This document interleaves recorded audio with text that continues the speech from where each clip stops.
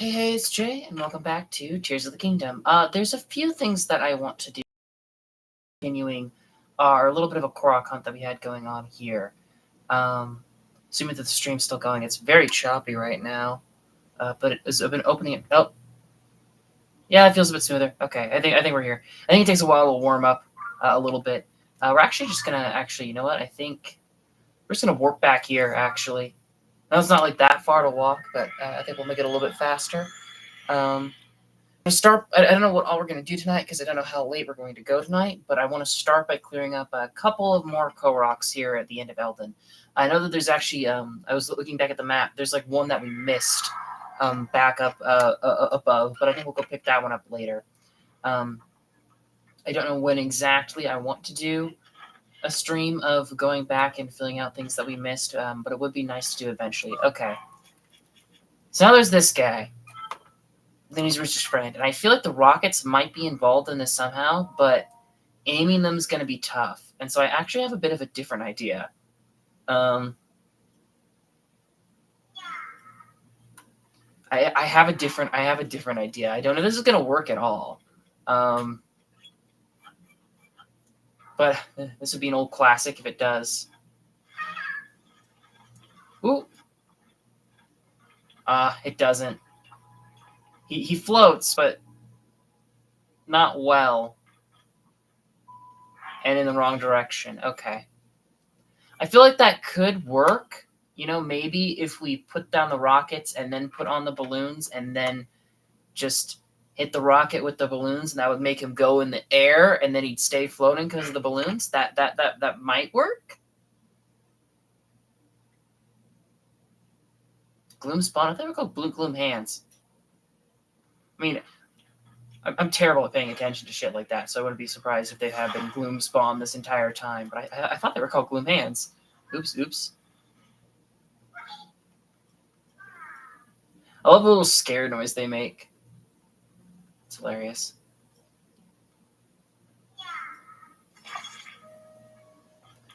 I'm trying my best to get this guy. I feel like maybe if I attach the rockets to him instead of trying to move him at all, because they're kind of on flat ground here, this might be better. Because that's going to kind of launch him a little bit away from the ledge, but maybe that's fine.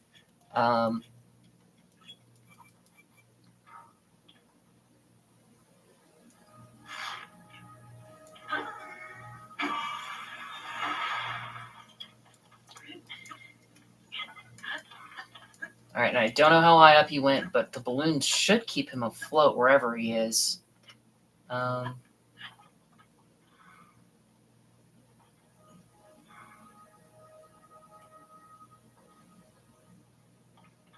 Where'd he go? Did he make it up here?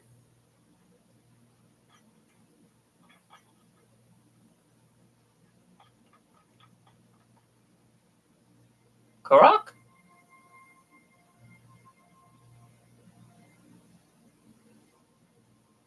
I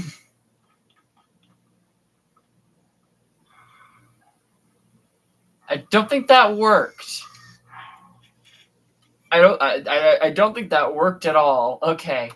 Well, we're gonna do things a little bit gentler now. I think using Zonai devices. I think it would be possible to do this a little bit, or Zonai devices from our pocket instead of the rockets that they provided for us. I actually might check real quick. How is my shield situation doing? I guess I could put a rocket on you.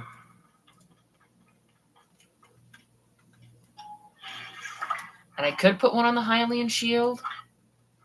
I mean, I guess I might as well while I'm in the area. I'm just going to, like, accidentally use that while trying to block an enemy attack at some point. But I think that that's also kind of fine, you know? It's okay if I do that every once in a while. Because then I can get, like, free bullet time. Oh. Can't? Alright.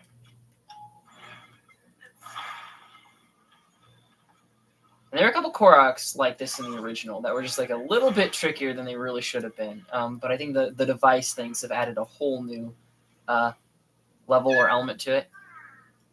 Oh, there's a different scared now. They have multiple scared sounds. Great view, game. Amazing view.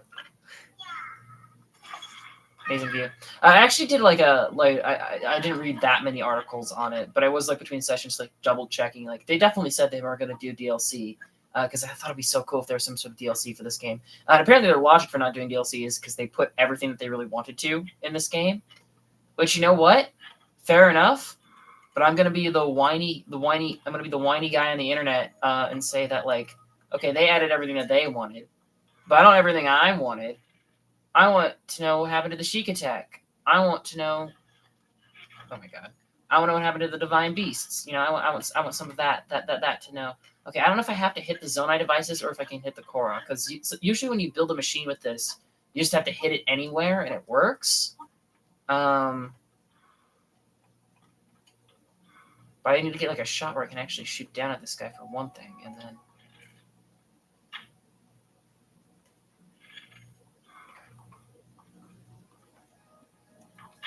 All right, you know what? We'll just do this the easy way? Question mark. No. I want my arrows. You're sitting on top of my arrow. My arrows. Oh, there we go. All right. I think we can make it up there before he gets up. And if we don't, we could probably like do a recall or something. Oh, what? Okay. Well, that's not gonna work then. Because we get too far away. That's probably what happened to the rockets last time. Okay. I guess we'll probably do an auto-build vehicle of some kind then. I don't really know if I want to waste the fan plane, though, with the rockets. Because, like, we just need to get them up and not really forward at all. And so maybe the, what's it called? There's a word for it. It's got the platform and the 2 hot air balloons. What's it called? That had a special name. I can't remember. I think we'll just do that one. I didn't want to do that one because it was going to be the most expensive option, but none of my cheap solutions here are working, so I guess we're going to have to. How do I want to bother refusing? I guess I will. I won't bother with the Hylian shield, but I will put something back on that. Just, I need to reach my friend. They got separated. Yeah, 7 minutes on one Korok. That's ridiculous. I'm sorry. I'm trying to like not waste materials. Okay. The Driggable. Looks like it's 2 flame emitters and 2. Annoyingly, it uses 2 torches too, though. And I don't know if those are going to cost me.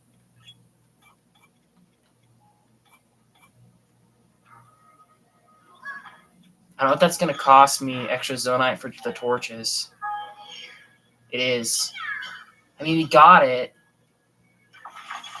And it's ultimately going to save time, so I guess, okay, sure. Why not? It's not the best solution, but it's a solution. But also, the good thing about the torches is that they mean that it's too hot. The good thing about the torches is that they kind of make it so that if we do run out of battery power, it will still keep flying, which is not really going to affect us much like here. Oh, did you detach somehow? Okay, sure. Ah, shit, I missed. Damn it. Damn it. Again. We'll get this eventually. Now I know that this... Should I just do the fan plane? I should just do the fucking fan plane. Alright, you know what I'm going to do? It'll cost me less zonite because there's free rockets here. I'm going to do the fan plane. And it'll get us forward, so I don't have to worry about making it over the ledge, like throwing him off with the Ultra Hand. Alright, fine.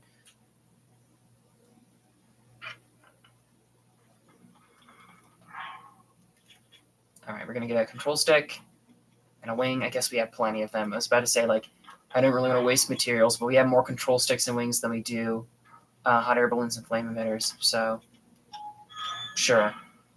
My favorites.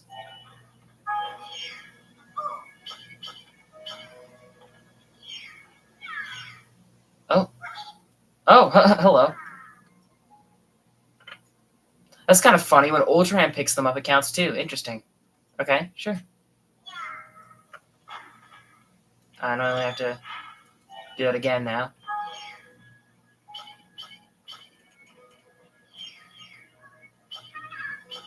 Alright, and we're going to build. I'm going to rotate you. I'm going to rotate you a little bit. Alright. Should have just done this from the start. Ooh. Bit of a funky angle there, though. At the very least, just need to get him on this cliff, and then we'll be fine. Alright. Oh, what's up, you on? I'm waiting for my friend. He's over that way. I wonder what happened. He's right here. Is it really not close enough? I guess it is because there's a vertical thing. It might be hard to, like... I was going to say a detection circle would be fine, but maybe it's a bubble that they use, and so they'd have to keep it low range, so you have to give him up the whole cliff. I don't know. But bye-bye. Oh, there goes all my shit. There goes my shit. There goes all my shit. Okay, I guess we'll head for pink then. Next. I think that is kind of... It's probably up that cliff, though, which is a little bit annoying. Maybe it'd be faster to teleport to the shrine. Nah, it's not. No, like, just climbing up that mountain and doing this, that already would have been a whole loading screen. And we would have been, like, on the other side of this thing, so... I think that was the smart move. All right, are you up there? You are up there. Okay. Oh.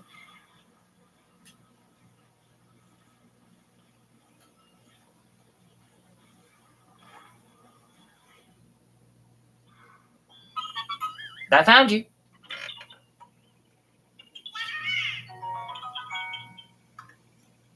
Bye-bye. Okay. Actually, something that kind of occurred to me, like, did this happen after the stream where I killed Ganondorf? And I kept, like, meaning... It might have been a stream or two after that, and I kept meaning to talk about it, but I kept forgetting, essentially. That's literally it. I just kept, like, forgetting to bring this up. But something did occur to me that I kind of want to talk about, and that's what exactly... Why were the monsters in the depths mining Zonite? Because, like, I pointed out that it was very interesting that whenever you went in the depths, like, whenever you went in the depths, there were always camps of monsters mining Zonite. And when you do the Yiga quest line with, like, Master Koga, like, he makes this point about how they're trying to use Zonite devices to build a contraption to help, like, Ganon, like, win the war and, like, conquer the Earth and shit like that. But when... Oh, there's a butterfly nearby, too. But... There's also, we found notes from the Yiga saying that monsters have been attacking them and killing them. And maybe that just means the frogs. But, like, the implication seems to be... I found you. Bye-bye. And maybe that's just the frogs, but the implication seemed to be that just monsters in general were attacking the Yiga, despite their allegiance to Ganon. So the monsters aren't farming Zonite to give to the Yiga to build Ganon's super weapon. They're mining Zonite for some other reason. And even if the monsters were mining Zonite for the super weapon, then you run into the issue of, we completed the main campaign, we never saw Ganon use the super weapon. There was something that Koga used in his last fight, but that I think might have been what they were intending to build. But, like, even that wasn't, like, that impressive for, like, the mining and experimentation efforts that they had been, like, putting in to this shit. And so, you know, I just have to wonder, why are the monsters gathering so much Zonite? What are they using it for? Oh, Picanto, you're here. I think I actually talked to you before. Triple address the eye. Do you think it's a national platform? Or maybe? It's you. There's no better traveling treat than beautiful scenery. It really revitalizes your soul. Interested in my painting process, are you? I'm fascinated by that small island up there. I've made it my goal to capture that distinct shape on canvas. Ever since the people that island has been filled with, the sky's been filled with floating islands, but none have caught my fancy so much as that exquisitely shaped one there. Can't quite explain it, but it feels as though it's speaking to me somehow. Does the shape of that island represent anything, do you ask? And I would answer that it's a flower. It is my destiny to capture the essence of the sky flora and paint. I'm sure of it. That's the thought that guides my brush as it dances across the canvas. Flower, huh? I always, like, called them stars, but Yeah, I can get. Yeah, I guess they are a bit rounded on the edge, like a flower petal would be. Huh. I just assumed sky and star, but I guess flower does make sense. Um, I kind of want to. I mean, I don't know if I can because of how sloped it is. Yeah, I guess not. Because well, it's not really that peak I have to climb in, is it? Anyway, it's the one behind this one, so I guess we will keep going around. Fix my mini map. Sorry about that. I always forget that it's a thing. I do appreciate it though that you can track something on one mini map compared to your overworld. It's kind of cool.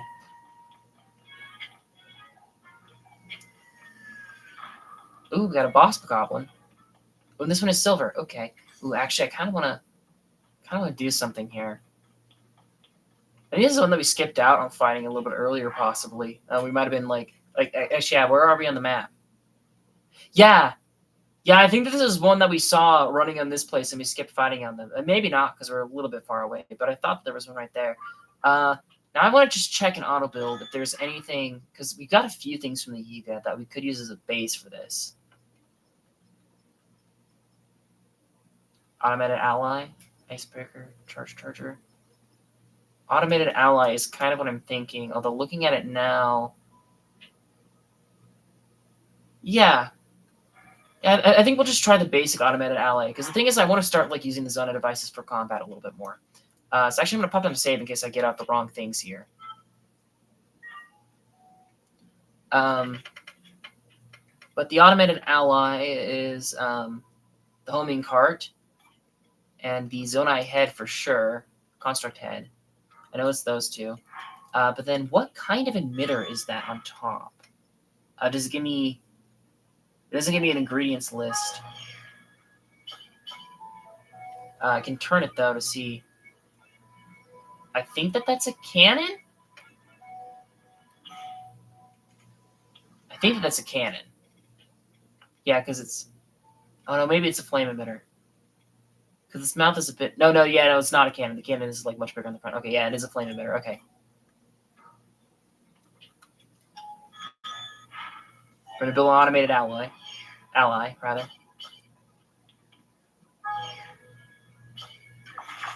There we go. Where'd these feckers go?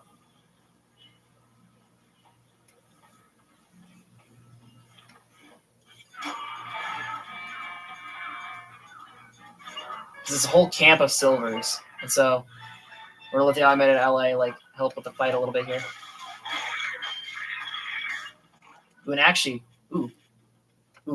I know it's going to kill my armor value, but I'm wearing the stealth set anyway, and so that's not going to help at all with this fight.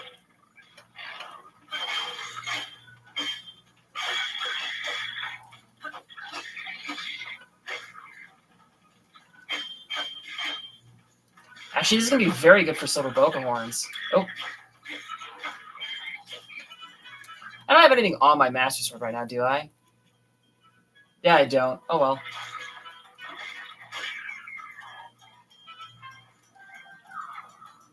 Okay. Maybe attack up is not the smart choice, because I am very low on health now. But I got heals. No, it has to be in hot places to get it. Okay, yeah. So yeah, that is very limited. That's actually really bad because most of the enemies that you encounter in the hot places are going to be immune to the fire that you get from that. Which is like the big complaint I saw a lot of people throwing around for that. All right, Master Sword's broken.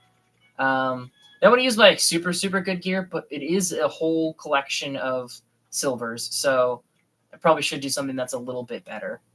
We'll use you. Okay, I am taking a lot of hits. I'm going to switch back to my defensive armor. I'm a tank.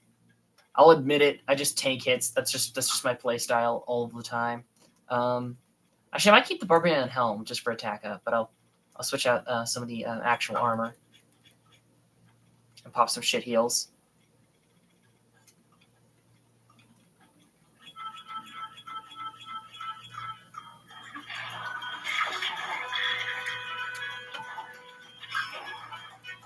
any of them died and dropped horns? They have. Oh, no. Must have picked up that horn already then.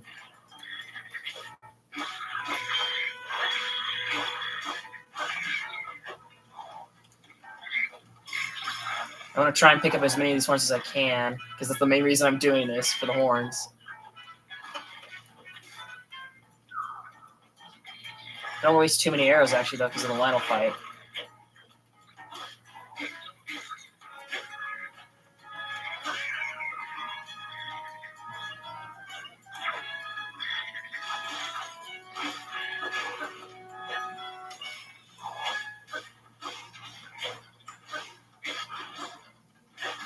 Oh, that was a bad idea. I saw him rearing up, and I was like, should I run? He's going to attack here.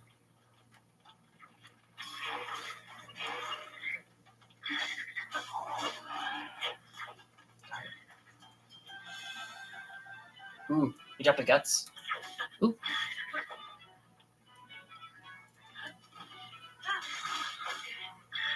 I didn't do great there, but I got a whole camp of silvers, which is pretty cool. How many horns am I at? 18. Hell yeah. I think, isn't it 19 I needed? I think it was 19 I needed.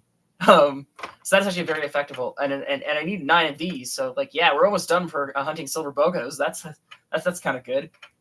I wanted to like automate an ally to like watch what it would do, but I kind of jumped in the fight too quick and didn't pay much attention. So oops. I don't think it's this one. I think it's up on the cliff. Yeah, it's up on the cliff. Oh well.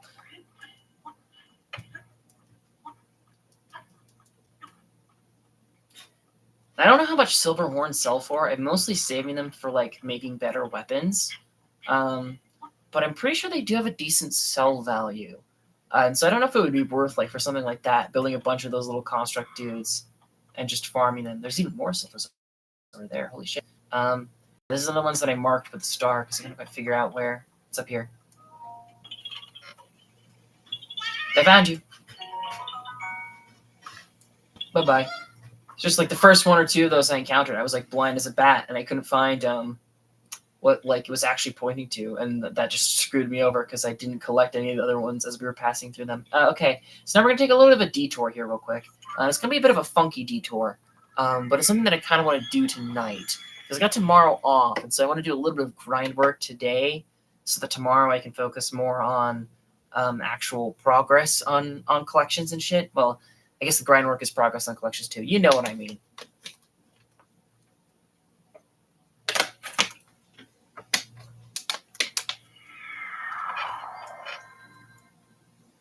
But we're going to stop here in Atino, and we're going to buy milk and butter here. We're not going to do our full ingredient run or hunt or whatever, because the butter isn't as bad to get all of. It's mainly the milk that's going to be holding us back. Because we need at least 90 we don't need 90 anymore because we've already done a bunch of it. But we need 90 total for like our horse upgrades, and then a decent bit beyond that just for the recipes. It might be worth me going through all the recipes that I'm missing and seeing how much that I need. And so we're already up to 40 butter, and so we're pretty good on butter. Might as well just buy the rice while I'm here too. And just make sure I'm extra safe. Maybe I should buy the arrows. I got 230. No, I won't buy the arrows. I think we're good on arrows. I thought I spent more than I did on that fight just now. Okay, so now, actually, you know what? While we're in Atino, let's go sleep and get a free heal. Actually, I think that's gonna be smart. I keep going with different like new things that I want to try and I want to do. I'm gonna have to look up what the actual like recharge time is on the shop, because theoretically I could just pop my travel medallion in the Atino milk shop, and then like every time we hit like a certain point of like, oh, no, enough time's passed, I could just warp by, buy more milk, and then warp out. You know, might be a bit silly, but we could do that. Let me double check. Yeah, apparently. I wasn't sure if this is the case. Apparently, this only happens if you did the DLC on your Breath of the Wild save file. I mean, I already knew it could read your Breath of the Wild save file because it pulled my horses. But apparently, that's like the other thing that it pulls from your save file. If you did the DLC, it will show the picture in your house, which is why I think it's a shame that there aren't more NPCs that recognize you. Of like, oh, hey, you helped me with this, you know, from the first game.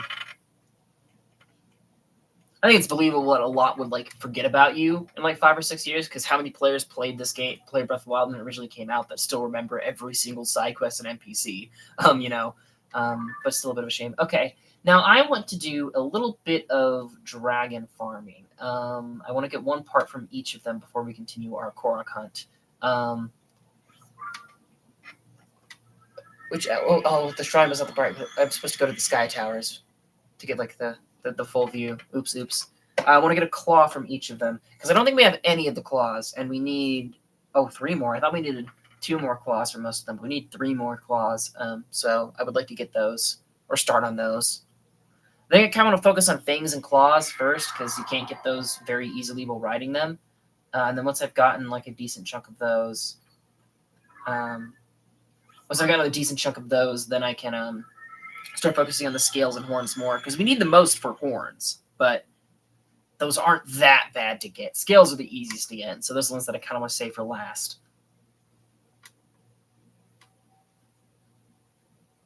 But the whole squad bunch up so you can knock them all out at once. That's decent for like the reds and blues, so when you get to the higher tiers, that's not super effective. As we just learned. I didn't bunch them up that much, but they definitely tag teamed me a lot. All right. I don't see Nidra. Maybe I'm just being blind, or she's out of render distance. Okay, here's the question. Do I want to, like, teleport to each tower just to double-check that she's not in render distance, or do I just want to go straight to the depths and start looking for her? I don't know. But I want to get a claw from every dragon. Including the light dragon, question mark? I don't know. She's going to be a bit more of a... Well, not more of a pain because of the depths, but more warps to find her.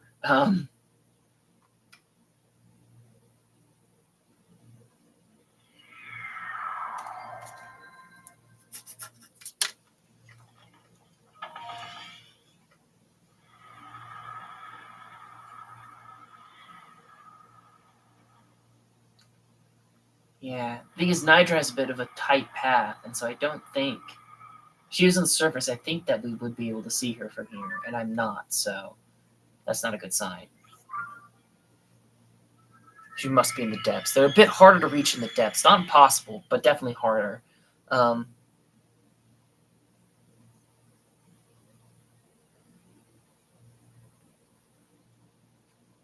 we'll have to go back to the depths soon anyway, both to like clear out some of the bosses, and also we are starting to run low in Zonite. We were like well over 1,000 before. Now we are down to like just like 800-ish. Yeah, I definitely don't see Nidra, so she must be somewhere below. I don't know if you can see her from here or not, but you can see her from there.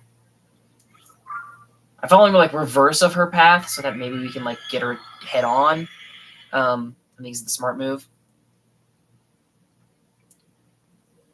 So I'm very rusty with Zelda lore, but if I remember right, like Skyward Sword established that the three dragons are like reincarnations or sort of puppets, whatever have you, of like the three goddesses that founded the world. But like, you know, they've been doing a lot of talk in this game about draconification and the idea of like someone swallowing a secret stone and becoming a dragon, which like the fact that that's knowledge to the Zonai implies that it happened to someone at some point. And the Zonai are treated like gods. And so I wonder if like those three specific Hylian goddesses were Zonai that became dragons. I think that robs them of like a little bit of their magic, but it would still be kind of cool, I guess. I don't see her coming. I could just use my hero. If I ever lose her path, I could just use my hero's journey. Theoretically, yeah. I wanted to do this now because it's a bit grindy. It's a bit slow, but I think it's better to like space these kind of grinds for the dragons out because we have so many of them to do instead of saving them all for like one stream. You know, even if it's a mute one. Okay, we still haven't found her, which is a little weird. Does she go up that far? She does go up this far north. Okay. She doesn't pass by this one. She passes by that one. Okay.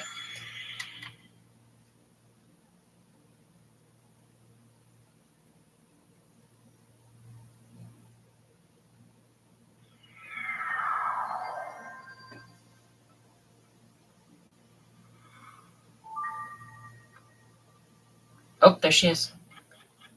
Okay. Do we want to? Because she's not going to get there for a while. Is there anything in my my auto build that would let me fly up to her very easily? Because we have a few flying machines. Um,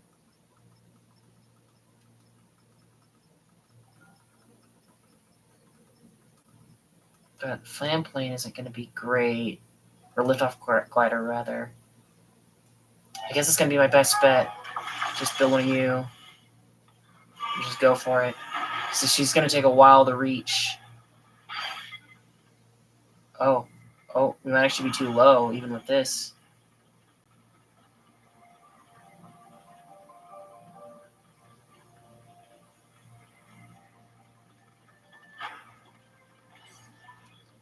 Um,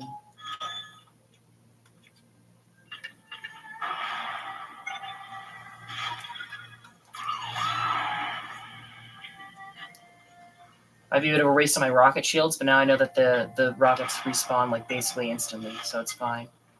I should have let me go higher because Tulin's not recharged yet. I don't have to aim for the toes; I just have to aim for the feet. I need to remember that more often. Um,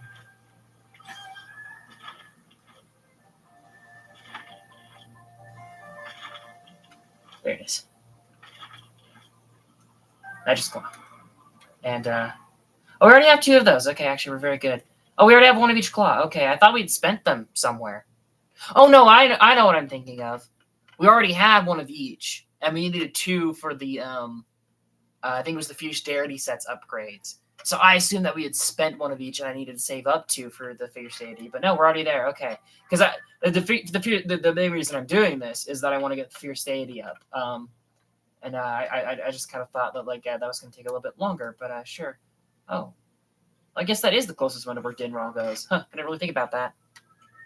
But now we're going to look for Dinral, which is a little bit more difficult because she does more of a back and forth path. But whatever. I think that fan plane was a bad move. I think the rocket shields would have been just fine for me there.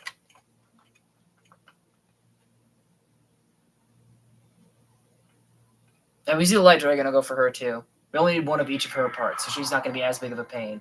That is something that I could do in a single stream, is farming her. But all right. I don't see Dinral.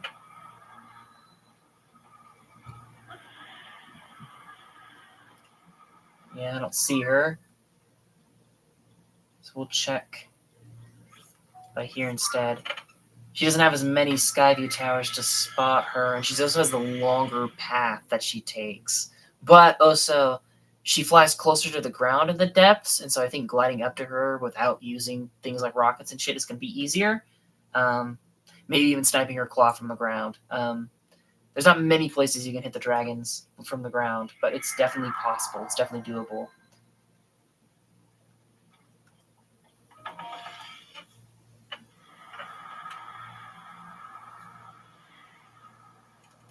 All right.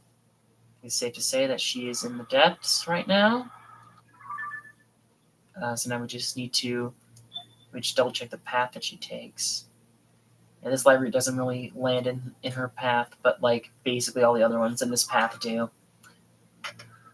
It doesn't make sense that she has the longest route though, because she kind of has the longest path.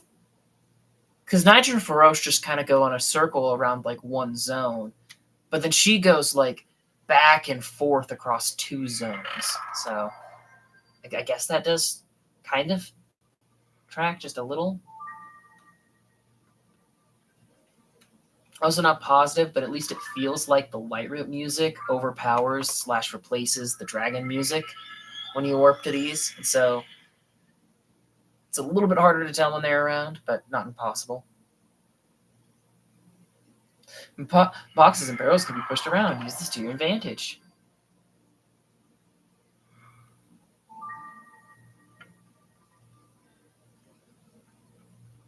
All right, let's see her. Just going to jump to each of these. Because again, I don't know how far away they appear from. because there definitely have been times where I've looked at an area and said, "There's no dragon there," and then we worked and there was a dragon there, which is like I feel like for these guys, you expect them to be seen from pretty far away, but not as far away as you'd think. Okay, she might just be like right behind that pillar, which would be annoying as hell.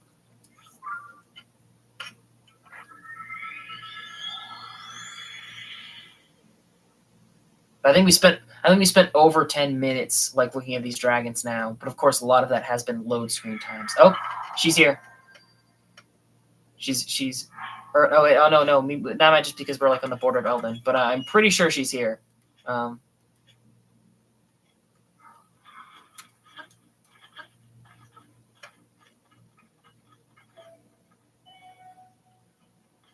oh, maybe not. No, that's just because we're on the border of Eldin. Okay.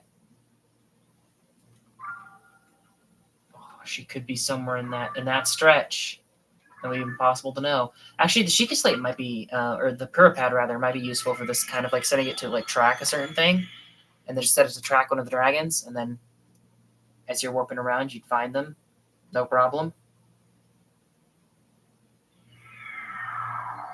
Okay, it's hot here too, and this feels pretty far away from Eldin, so.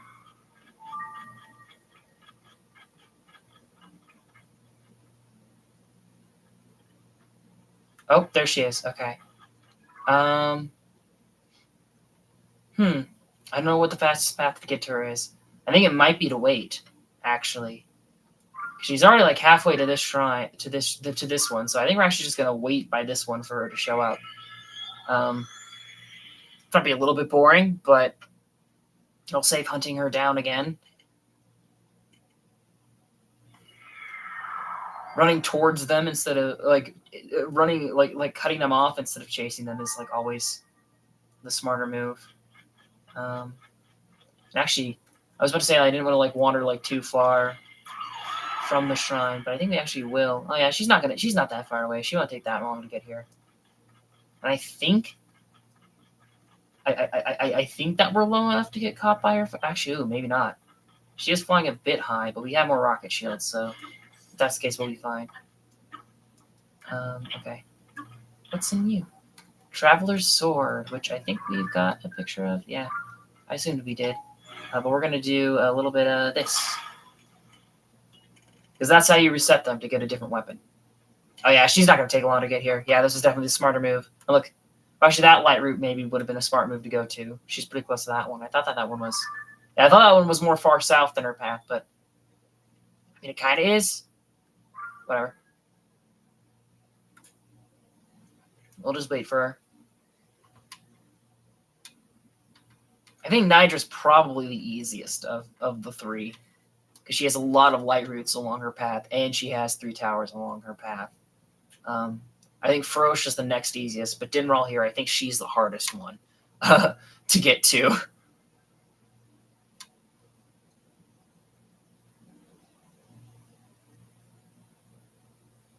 Now we play the waiting game. Are there any more of those statue guys nearby? No, not that I see. Problem is, we like went up to a lot of them, and because I didn't know this is how it worked. I assumed I wasn't sure if they respawned or not. I didn't want to risk it in case they didn't respawn. Turns out they do respawn, but if you want to change which weapon is on the thing, you have to either take it or throw it out.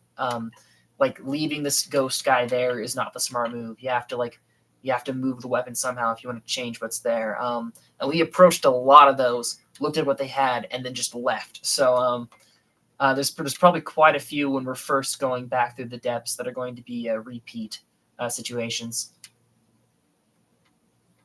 But I got my list of weapons here. There's a lot of them that we're missing. A few that we really should not be missing pictures of. But we are.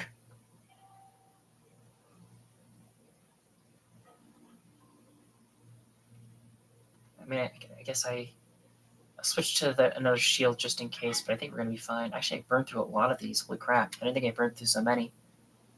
But now I know that they're kind of basically infinite spawns, so I'm not as concerned about wasting my rocket shields now, because we can just go to that one sky island again and again and again, and we'll be fine. Alright. You have an upgust? Upgust? I don't even know if I'm going to need it. Might need it to aim.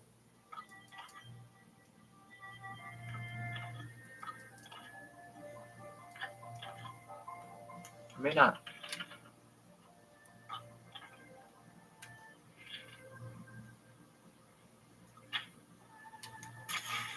Oh, damn it. I think I did a scale. Oh, I should have used the upgust. Yeah, that's definitely a scale. Ah, shit. Well, we need the scales anyway. It's a dragon part, not the one I wanted. Ah, damn it. So now we're not going to be able to upgrade Fierce Deity. That's what I was wanting to do. Was upgrade Fierce Deity. I should have used the rocket shield. I should have. I even said it. I was going to miss. Damn.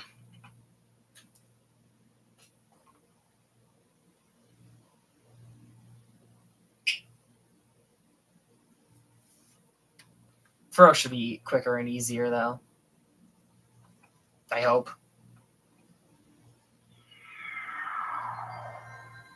I mean, I'm kind of glad that they didn't, because it definitely made the fight more cinematic, but it would have been kind of cool if during the fight against the Light and Dark Dragon, if the other 3 dragons showed up at some point. Maybe not necessarily helped in the fight, because that might not really make sense, but, just kind of been there to observe the fight, flying around the 2 of you. It might have been neat.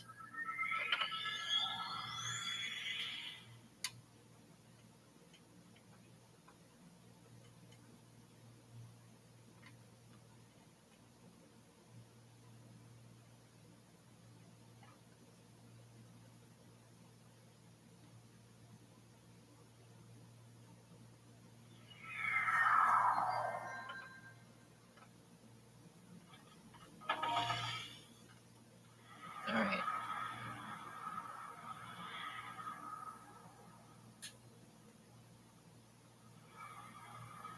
Alright, Ferosh doesn't look like to be on the surface. They're all in the depths, which is a bit of a shame, honestly. Oh, actually, yeah, the pit is all the way down there. Huh. I don't really I didn't really think it was that far away, but I guess it is.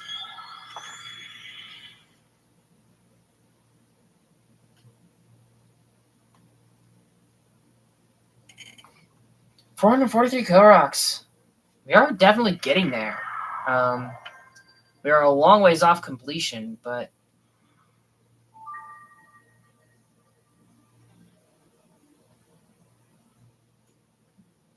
okay. I don't see her.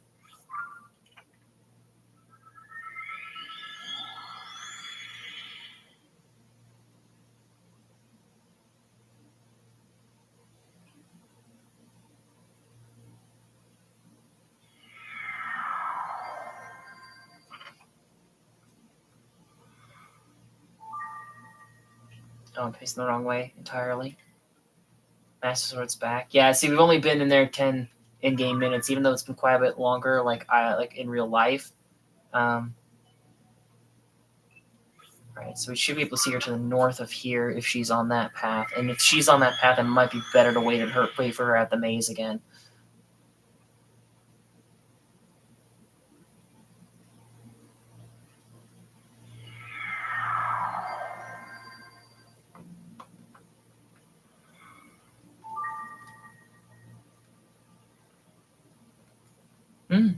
Ferosh might be actually kind of hard to find in the depths, because there's a lot of like mountains covering off her path. I think you would be able to see her from there. Yeah, probably. She's kind of out of sight for most of it. Huh. Can't really think of that.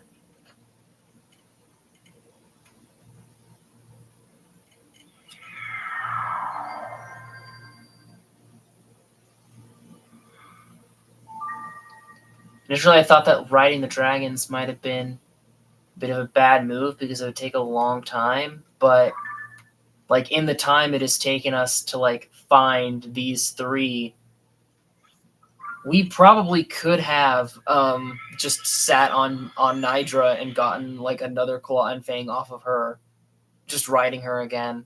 It's gonna save our hero's journey some stress, I guess, which is a positive. But yeah, this is not as time efficient of a method as I thought it was. going to be.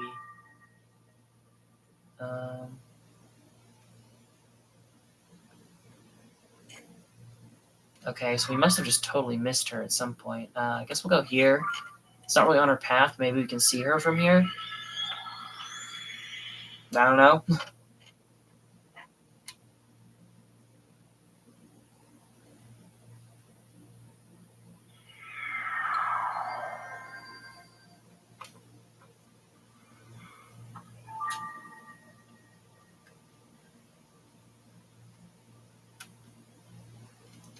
Shit.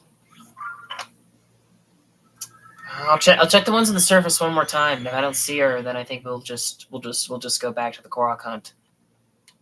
Because this is a little bit longer than I was planning this to take.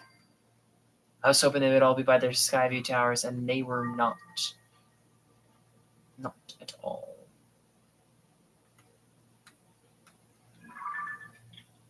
All right.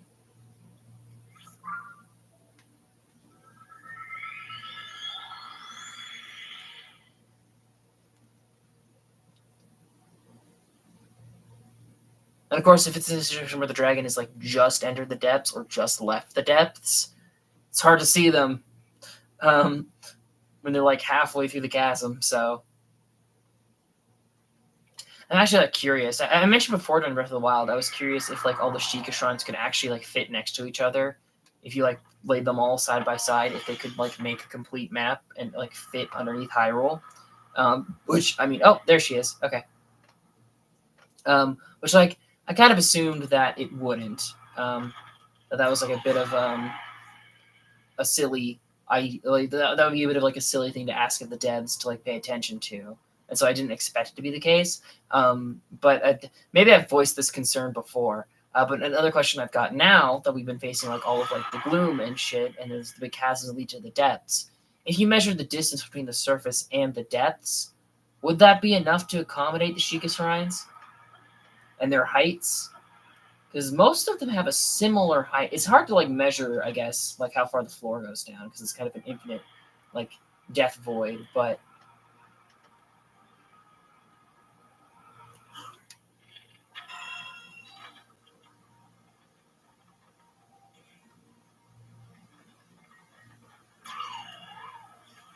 where'd that go? Oh, stand there. Hopefully we get there before the lightning strikes us.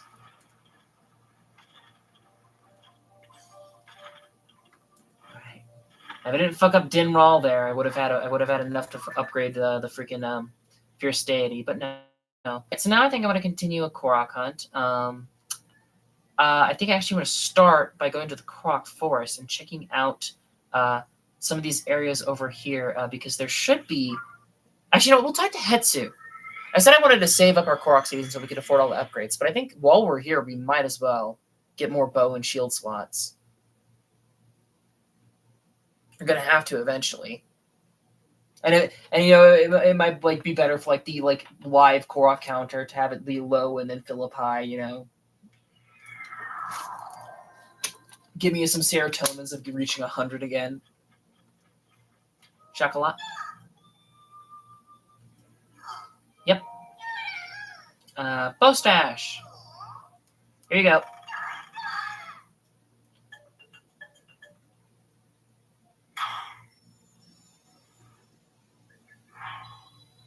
I'm assuming I can get more bow stashes. I skipped that one.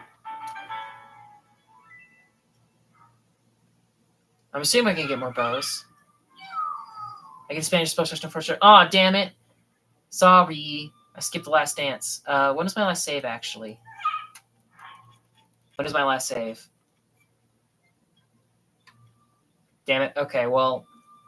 Sorry, I skipped the last bow dance.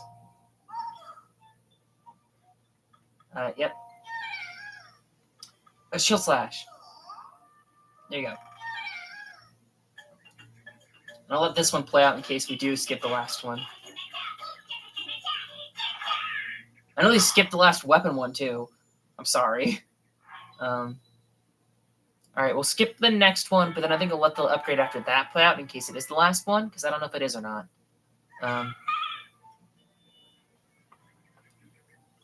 Shield stash. It's 10 again. The shield ones didn't get that expensive in the original, though, I don't think. I think they may have got up to like 12 and 15, but I don't think they reached 30 like the weapon and bow ones did.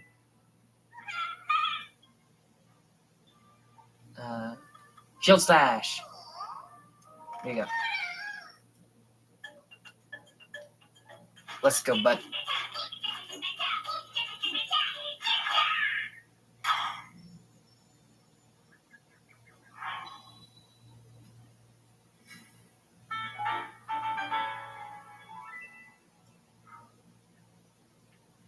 Expanded band shield stash. Shakala. It's a small cork seeds. Oh, okay, we can make it bigger. Okay.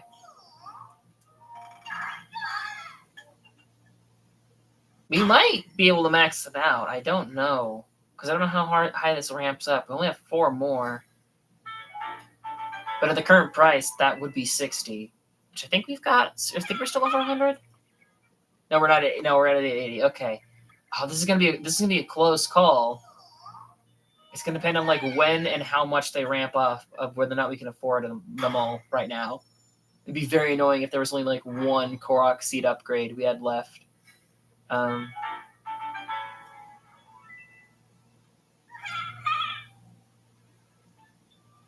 Shield stash. There you go.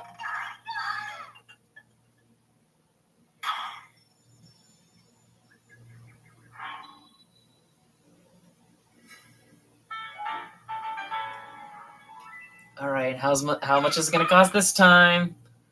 I think we're going to have enough, actually. Oh. Here you go. Yeah, because there's no way it's going to jump from 15 to 40. So, yeah, we can get our last shield stash upgrade.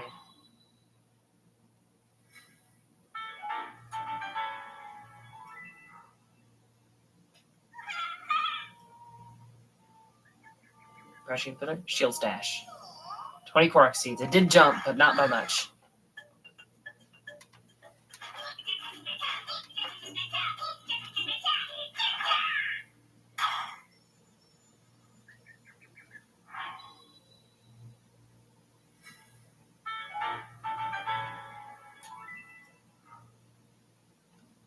Expanded band shield stash. Shakala. Shakalo? It looks like you expanded all your stashes as much as you can.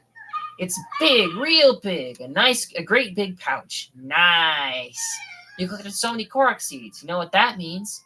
My maracas are super happy now. Shaky, shaky, shaky. Your pouch is as big as it's gonna get at this point. But if you feel like it, you should look out for the rest of the Korok seeds. If you manage to find them all, come let me know, okay?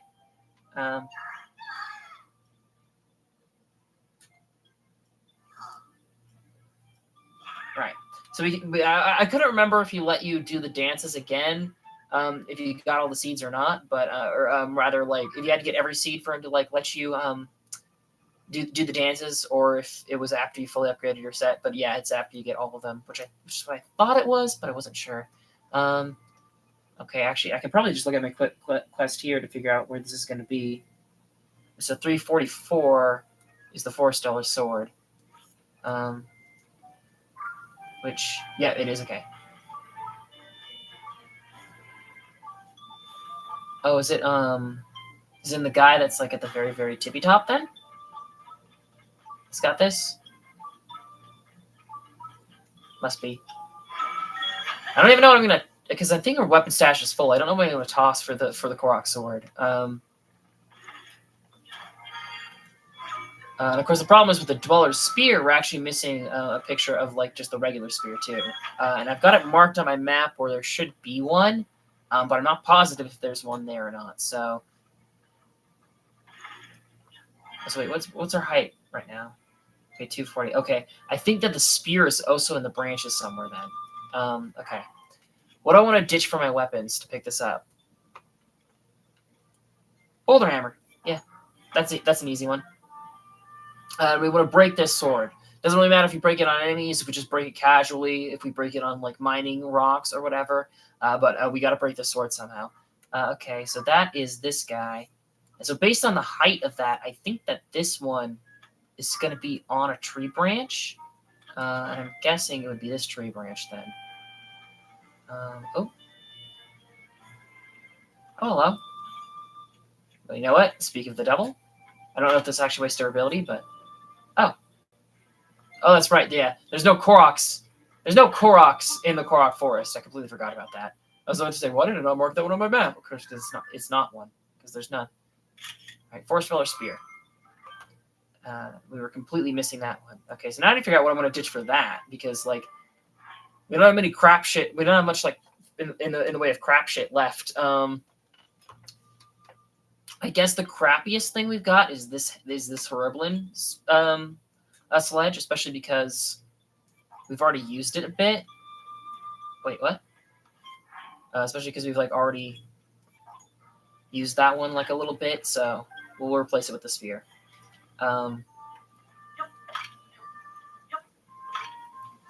Whoa! Did that have an opal in it? Holy shit! What's Clark's collecting opals for? Apple makes sense. Arrow makes sense. An opal, really. Okay, so we got the Forest Dweller's basic Forest Dweller's sword or spear rather. And so now I want to break both of these Korok weapons, and there's actually something that I want to test. I think we'll do this with the spear. Yeah, I'm gonna do this with the spear. I have no idea if this is gonna work. Where'd they go? Here. Because the thing with the Korok weapons, at least if I'm remembering right, bursting materials attached to the spear can be reused again and again. And so I don't know if that means that this Gibdo bone will never break. I know that that works for puff shrooms. I'm pretty sure it works for muddle buds. I don't know if that applies to Gibdo bones. Because the thing with the Korok weapons is they don't have much base damage anyway. And so, like, you know, this is, like, just barely better than this sword, and it's worse than this Talos hammer. Despite the, like, elemental effects that those get and the, like, high durability that those have. And so, like, I really don't think this is, like, an OP weapon. But still, that's a potential use for the Gibdo bones, is putting them on these just to get a little bit of extra life out of them. And we'll test it with the spear first. And if that goes well and we break the spear, then we'll put on the sword. But I think I also want to I kind of want to turn the sword into a shit hammer too, is what I think that I want to try. Oh, there's even more pots. I'm not going to break all of these. I'm not going to waste that much time. What time is it actually? Okay, we're not going to go for much longer. Don't need that then. And I don't need any of these other weapons because these were all for trying to find the Korok weapons in case that they weren't there. And I wanted to check there first because it felt like the obvious one. Let's do these 4 Korok seeds. I think we'll have time to do all of these, and they're all kind of like in the same area. And so I think that would be a smart place to begin with, and it would clean out like this whole sort of zone. We actually like got a lot here when we were looking for that last well. I didn't realize like how well we actually cleaned this place up until I started checking shit off of Zelda Dungeon because I forgot to check that shit off. But and also this guy, not a Korok. Or not a Hudson Construction guy. That's just my marker because they kept talking about those 2 people from the nudist stable. We're going to go exploring in the sort of Eldin's flank, and I have no idea where they are yet. I meant to look that up before we did the Koroks in this area, and I forgot to. We'll come back and check on them later. There's definitely going to be NPCs that we're going to miss, like talking to and meeting again and shit like that. There are a few that we missed in Breath of the Wild, I'm pretty sure. That's just kind of how it goes sometimes. Let's put on the Korok mask. Fitting with this. Oh. I didn't mean to do that, but I'll leave it. Attack up, fine. I'm cool with some attack up. That's the thing, Phantom Armor. We've already upgraded, what is it, the Barbarian set. Now, the Barbarian set is already at level 2. Of all things, which I guess it does have like the level 2 bonus as well. But it's at level 2, and for Fierce Deity, that was amiibo gear in the original, and that's only at 5 at level 1. The Phantom Armor just starts at 8, and it was like easier than the Barbarian set to get in the original. So I heard a lot of people calling the DLC OP because of that, and I kind of agree with them because I was like hard carried by the Phantom Armor early in Breath of the Wild. I like exclusively used it whenever we got into combat, and it wasn't until I managed to afford some of the suit upgrades and extra armor that I actually like ditched it. And even then, I did not ditch it for the Barbarian set because the Barbarian set was so expensive to upgrade. military training camp. We're just gonna run past you. And this Korok, like, I remember detecting a Korok over here when we did this cave. But at least as far as I can tell, that was one that was further up the hill we actually ended up doing. And there's like another one around here. Maybe? Oh, I guess we're still a little bit off.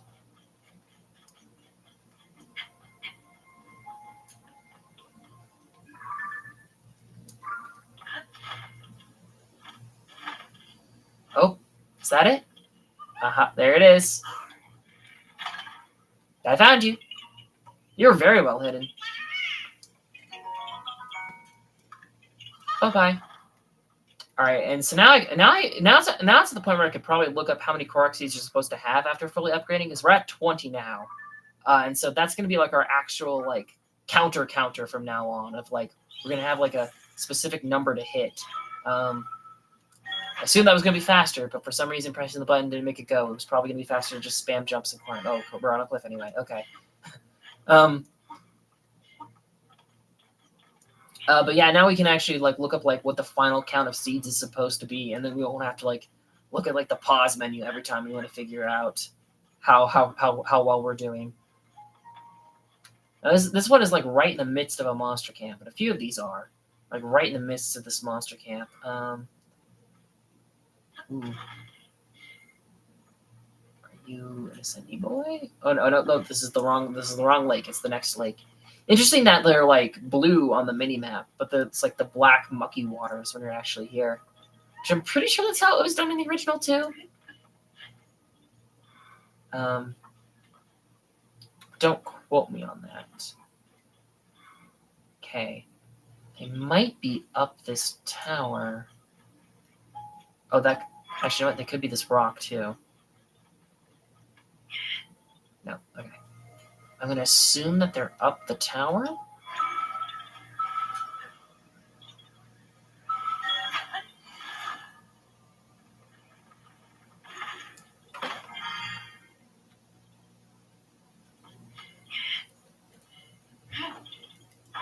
Oh, I see a little bit of green up there. I'm guessing that's going to be involved with it. Ooh, it's a glidey boy. Or maybe it's a race, but I'm assuming it's a glidey boy. Nope, it's a race. Tulin really helps with the races, though. I don't know how many of them are designed like with Tulin in mind specifically. Of, oh, this cannot be done without Tulin. You know, I don't know how many of them there are like that. Because there were a few races in the original where it's like, oh, if you didn't shield surf, you couldn't do it. But there was none where you needed the haste effect. I found you. Bye-bye. I think there were a few where you needed the Zora chest, ? That might have been a thing. We're technically closer to yellow, but I'm going to go for green first. Because it's still in like the sort of like monster camp territory. And if we get attacked, we get attacked. So be it. They actually like haven't attacked me yet. This is a camp that I largely avoided the first time around. And I guess it's kind of abandoned now, actually. I saw the Aracudas and assumed that there was going to be a lot of enemies here. But actually looking around now, there's not that many, which I guess makes sense because the Great Fairy's there. Imagine she deterred some monster activity. But she also expressed a fear of Ganon, so like I don't know. It is wild that like one of the Great Fairy statues, the one that you're like supposed to find first in Breath of the Wild, it's wild that that one is like. Oh, there it is. It's wild that that one is right above a chasm to the depths. But the others are like the original locations are more or less fine. Bye bye.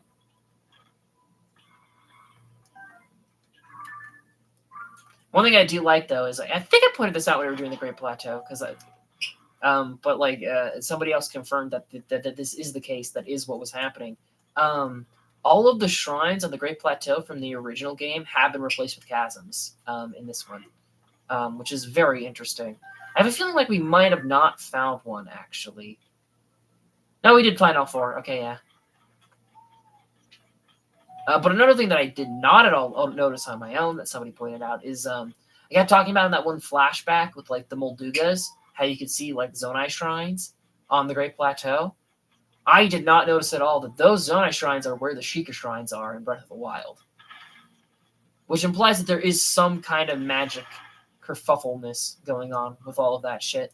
What that magic is precisely, I don't know.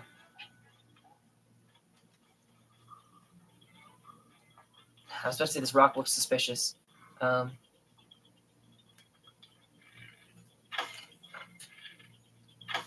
Wildly different difficulties in these ones. Are we at a 222? I found you. Bye-bye. We're at 222 arrows. That's funny. And I imagine, like, because, like, the sword thing, I forgot that it was like this, but it was like this. This was your max sword in the original. Shield, this was your max shield in the original. For bow, I think the problem here is that in the first game you had fire arrows, ice arrows, bomb arrows, lightning arrows, and the bow of light. And those have all been removed from this game. But instead of like adding a new upgrade, they added 100 new Koroks. But instead of adding in new upgrade tiers to like replace that stuff in your bow inventory and make them the same size, they just completely removed those, I guess. Which I can't exactly blame them for, but it's still a little bit weird. Okay, I do want to go a little bit longer. I think this Hudson construction guy is kind of out on his own. This Korok is leading to this Hudson construction guy, and then those two, and then those bosses. Or on this, there's a boss and a Korok right there. I don't know if I want to go. You know what? Because we're gonna have to do the Typhlo ruins anyway. I think I'm gonna go here and we're gonna like pitch up towards this boss and this Korok. Okay, I think that's what we're gonna do. Get the one that's by the geoglyph first.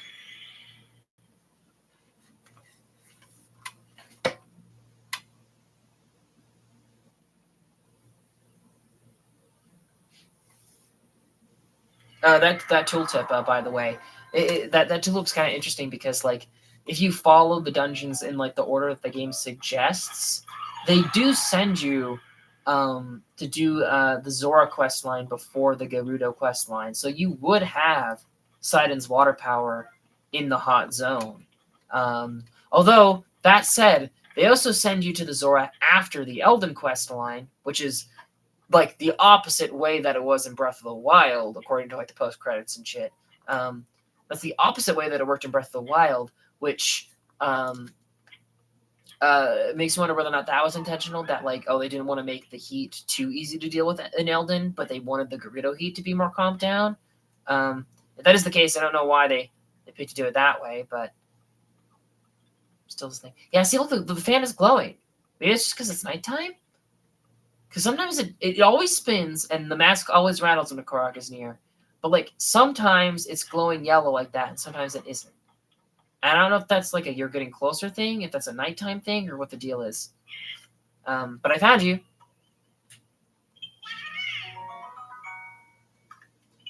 Bye-bye. Go rock. Nice. Go rock. I can't remember if this boss coming up is a Talos or a Hinox. I think that is a Hinox.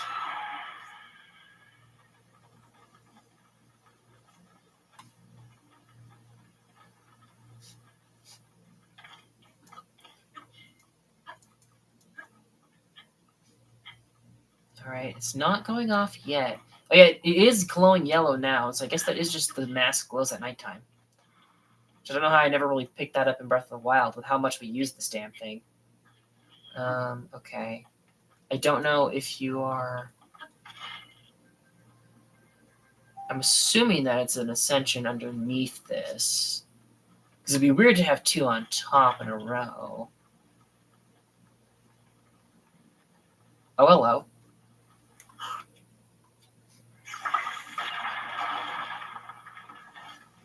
Sunderline. Oh, Peblet. Oh, no. The Giddo Bones still break instantly on a Forest Dweller Spear. Okay. Gobble Crusher. Those are very good, but I don't need one right now. So this is not the solution to getting to this thing. There's a Silver Boko on horseback, which is kind of concerning. I do need just one more Silver Horn, and then I'd have enough for all the suit upgrades. I don't know how much I want to engage with a horseback one for that, though, because we're guaranteed to find more silver bocos.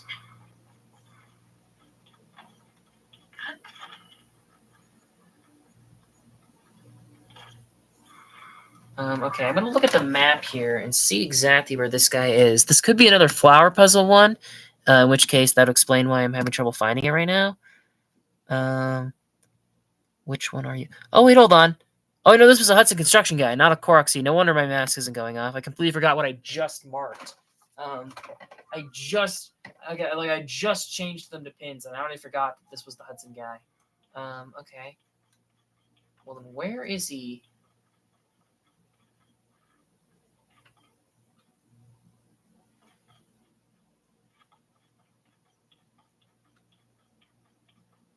Where is he? I'll look at the map again. I just pulled it up, but I'm not seeing him. I'm gonna zoom in. Oh wait. Oh. I think I see what the problem is. Okay. I see the problem here. I'm at the wrong freaking thing. He's up this way. I even remember like commenting on this, like to myself. I commented on this guy when I was making the map of the Eldin Korok. So I was like, "Do you want to go for that one? He's so close to the Satori tree, but he's technically in like more of like the Great Owl Forest area. I'll leave him." This path might actually be the one that the nudists are going down. I suppose it makes sense. I keep calling them nudists. Not really. They're wearing the undies. They're covering they're covering their decencies. They're giblets. They're gumbloblets. They're from Lobbits. They're Wallace and Grommets. They're Wallace and Gromit. That's actually a really fun one. That's a very good one. Not to toot my own horn, but that is a funny one. Hello. You have my support. I don't know what the reward. I know what one of the rewards is for doing this, but I don't know what like the cutscene for doing this is. I don't know if like Hudson actually like ends up becoming like a president, because he's the president of the company, isn't he? Yeah, the company. That's gonna be enough to catch that, but I don't know about the one up there. I mean, this might seem weird to some people, but I'm gonna try a little bit of a.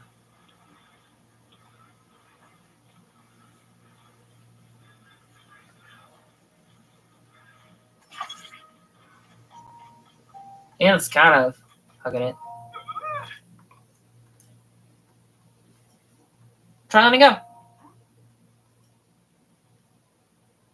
Oh, it's wobbling a bit. He's standing.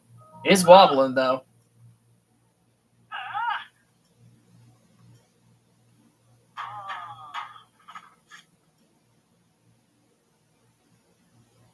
We've done so many of these goobers.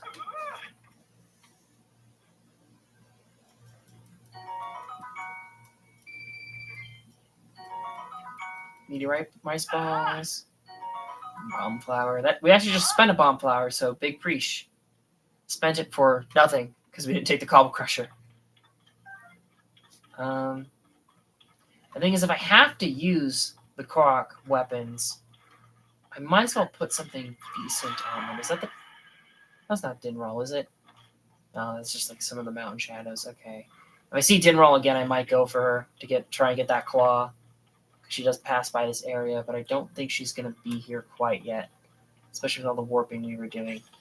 Okay, down there should be a Hinox.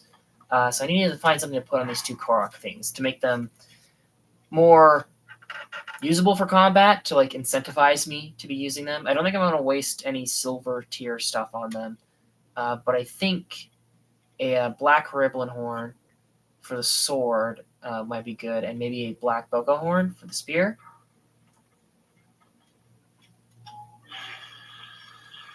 And black Goblin horn. Yeah, none of those are great attack damage because they're more so for applying status effects. But still, if we have to burn them through, I might as well get some legitimate damage out of them while burning through them, you know? That is a black Hinox. Okay. I don't really want to... Okay. I think we'll use you for the black Hinox then. I don't really want to like take on a black Hinox with those, because that's a fight that's not going to go well. Oh, is this the Korok in this tree? Should I maybe try and get this Korok before we fight the Hinox, just in case he tries to uproot this tree of all things? I found you.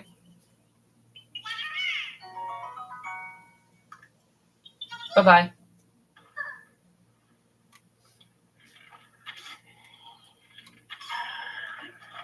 Oh, Jesus, that bow actually did a lot. All right, you know what? Screw it. We will use the Korok weapons. We're probably going to take some hits here. I was about to say, my bow did a lot. Of course, I have the attack up gear on right now.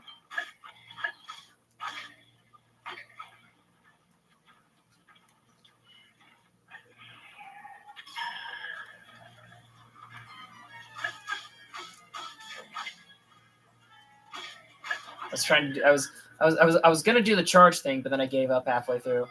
Ooh, we actually have room for that now. I think we have room for just that though. Hell yeah! Another a black Hinox is down. For the first boss we've killed today, I think it is actually. Yeah, we haven't done a lot of boss fighting. I guess we should probably go for this guy while we're in the area. That shrine looks closer, but that shrine's underground, so that's actually not smart to go to. I think we'll just run on foot to this guy. And I think when we get this guy, we'll get this guy, then we'll warp the Typhlo ruins, and then we'll call it for there. And tomorrow we can begin exploring the Typhlo ruins for Koroks. Might actually go ahead before I forget, because I'm definitely going to forget by tomorrow. Hudson guy. That's a Hudson guy. That's one of those things that I'll definitely lose track of if I don't mark it off now. I mean, there's not many situations where a mini boss is guarding a Korok. I do remember that one, like, Lionel that was right by a Korok puzzle in the original. That was super annoying to deal with. Especially because I think we'd already killed that Lionel, like, a couple of times. And it was one of the ones that kept, like, triggering, like, Blood Moon loops. That kind of bug. And so I didn't really want to kill it again, but I had to get the Korok done somehow. Oh, there you are. Oh, it's one we gotta move, okay? Where do you need to go? Oh, there's some parts over there to build a cart. For now, I got separated. I need to reach my friend. Can't move. Is there only one of these I need to reach my friend Koroks on the Sky Islands? Because I feel like if they were in the temples, we would have noticed them. And the Great Sky Island is the only one that's really like big enough to fit them. And we encountered the one that was on the Great Sky Island, so I don't know if they're just like a very uncommon thing or not. I don't really know if it matters which way I put the cart. I think it's the same on the other side. And actually, wait. Okay.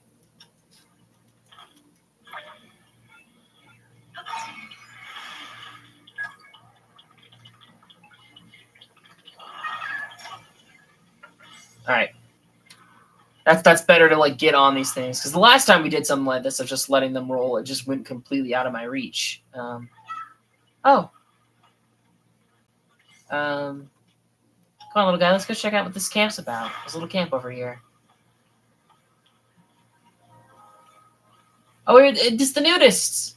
Oh, he found them without even having to look it up. Sweet. Oh, hello again, my enduring friend. It's been some time since our fateful match. Oh, it's the endurance guy. In the time since, I've been traveling from place to place in hopes that I may reforge myself. That's when I met some like-minded folks, the two throwing punches on the cliff over there.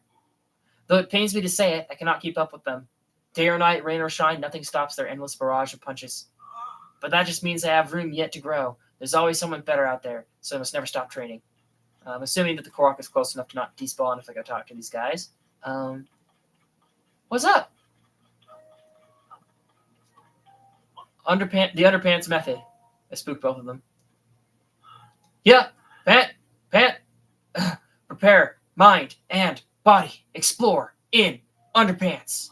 Ugh, I really don't get it. How does doing this in my underpants help matters?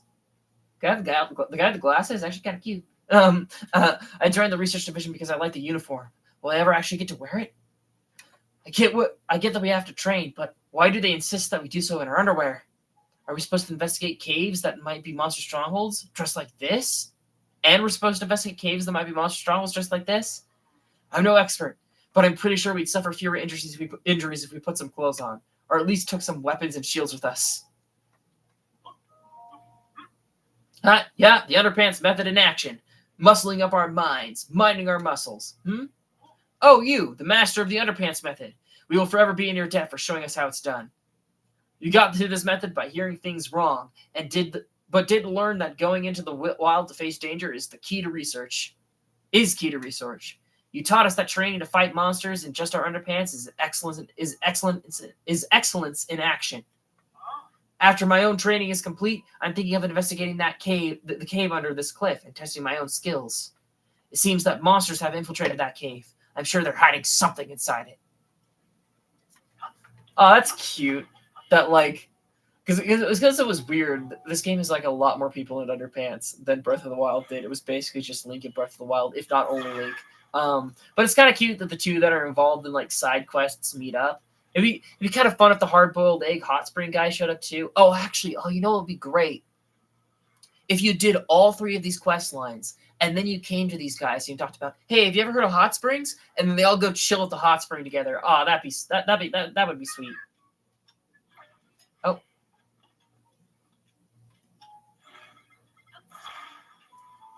All right. Not quite steep enough to get it rolling. Assuming that this will be. No? Oh, there we go. And it's a slow, gentle one, too, so I can actually manage to step on this time. Sweet. Oh, little rock. Bounced a little, but it's fine. Hey, look, buddy, there's your friend. Oh, I don't think you can fire him straight at them. I was trying to fire Yunobo, and I pressed the A button like 3 times and it didn't do anything. I was like, oh, can I not do it? You're here. Thanks for being my friend. Here's something for you. Hell yeah. Bye-bye. That probably would have been like a lot like a funner landing if we didn't stop to talk to the nudists and like the lining on the top of the hill more quickly. But that's sweet. We managed to meet them. 5 cards. Hell yeah. That doesn't really matter because they gave you 2 free cards. You didn't have to spend a card to do this quest, but that's still kind of cool. And what do you know? Funny enough, by sheer fucking coincidence, that was like basically where they were. I was so close. That's really funny.